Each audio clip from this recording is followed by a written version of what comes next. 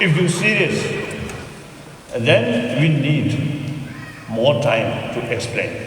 You see, this problem actually last 4 centuries sort of history. Last 400 years, it remained always controversial. Then in central Tibet, last now about 80 years, then this, you see, some people, you see, more seriously, you see, worship using this spirit, including myself. 1951 till the early 70s, I worship this. Then gradually, I found some problem. Then I noticed 5th Dalai Lama. You see, consider this is evil spirit, very harmful. Then 13th Dalai Lama also, you see, put a lot of restriction. So now the freedom, or religious freedom, now you look, till I worship this spirit, I have no religious freedom, because this very much sectarian. So suppose follow yellowhead sect.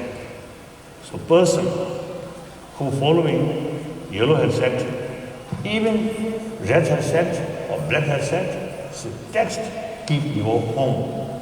This spirit will harm you. So long I worship this spirit, I have no religious freedom. Only after I stop this sort of practice, then I got religious freedom. I received teaching from all Tibetan traditions, Nyingma, Gurkha, Sajja, Giru. So actually,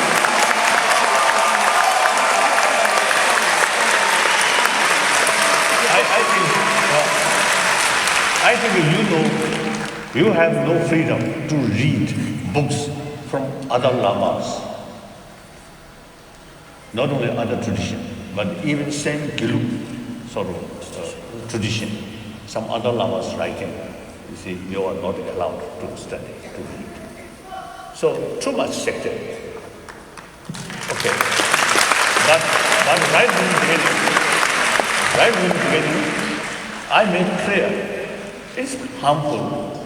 According to my own experience, this is quite harmful. So it is my duty make clear. Then whether people listen or not, up to individual. Now if you want to see, go to South India. There is few thousand monks. There are special college carrying worship this. The land provided by government of India for Tibetan refugee. So refugee community can expel these people. We never done that. They remain as a refugee. Freedom. So you should know the reality.